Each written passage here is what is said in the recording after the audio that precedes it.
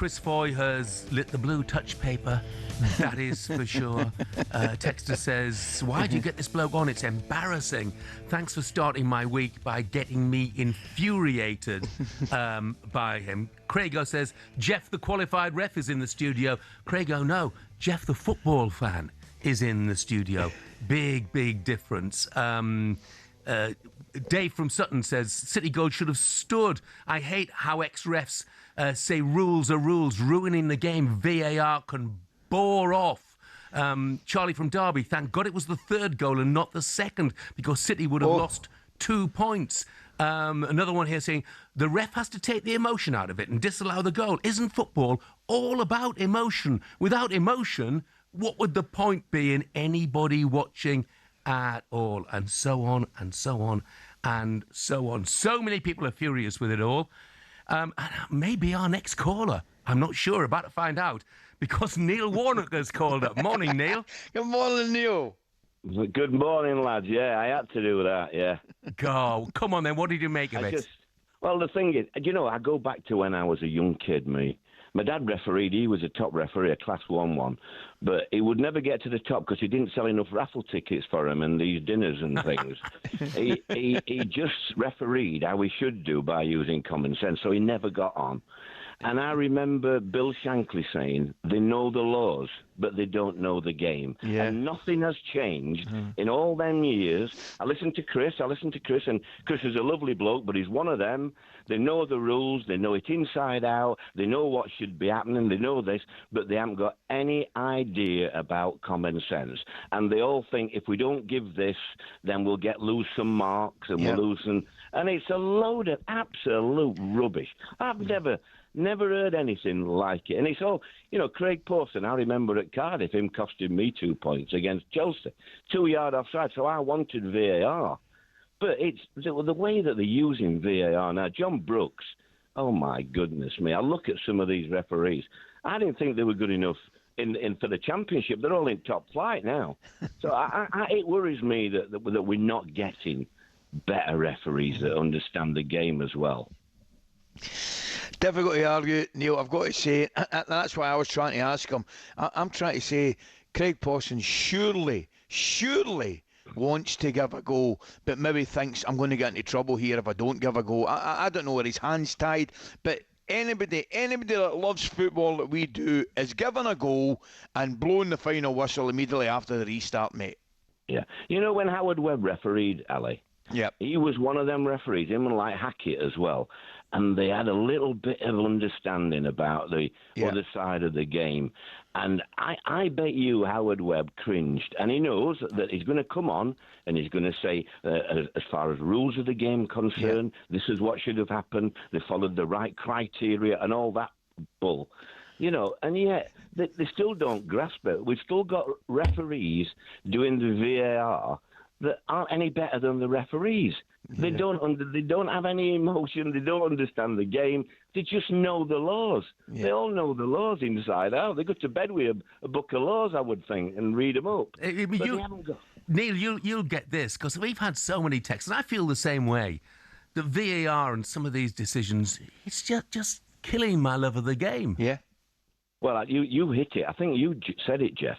Are you enjoying Premiership now? I'm not. No. I mean, I thought last night's game was fantastic, and I think if that goal had been given in the end, it would have ended a great game. The Liverpool have got their player for the next game, and what can you say? But you don't get too many games like that now. No. Everything's talking about VAR, and I mean, we all wanted it, but it's killing. I mean, imagine now as a manager. Wow, I mean, I must have had the best time in my life at managing, because you score a goal, you jump up, you celebrate, and then you all look round and wait 5 minutes to see if it counts. I don't think you were brought in for that, mate. I think we've had the best of it, Neil. Look, I really appreciate your call, mate. Take care, Neil. Carl is a Liverpool fan. Morning, Carl. Good morning, Carl. Good morning, guys. How are we doing? Yeah, very well, thank you. How are you this morning? What have you got to say, my friend? Well, I was okay up to about the 85th minute yesterday. Yeah. And then it all went a bit Pete Tong. My point is, you were saying about goal difference for City. if you look at the goal difference for Liverpool, if that goal had stood yesterday, we'd have dropped below Brentford on goal difference. So Brentford probably have a case as well because they're pushing for Europe, and even they could be in contention for a Champions League place as well, as mad as that might sound. But my main point of yesterday's game is if you've got the same team sitting on a VAR thing, how can you deem one pullback near the box that was closer to the box as only a yellow card and not a sending off, which would have changed the game at that point because City would have been down to 10. But you've got a goal going in without interference between either of those two players, because neither of them, I don't think, would have caught the ball. And yet he deems that he's taking the play back, sending off Szoboszlai, and then giving City a free kick. I just can't see the mentality of the VAR team of saying one is a yellow card and is not a goal-scoring opportunity for a player running onto the ball, and X minutes later in the game, they do exactly the reverse and they send a guy off. I take your point. I just don't think it's as clear-cut as that. I'm not sure I'm sending Salah Gay off, Jeff. I don't know where you are on it. No, I wouldn't have been either. I don't think I am, mate. I can understand. It's one of the reasons I can understand some people saying it, but I just think there's cover coming round. Is it a free kick? Of course, as he pulls the jersey, there's no doubt about that. But I just think there's defensive cover coming round. But then the wording of it is it a goal scoring opportunity?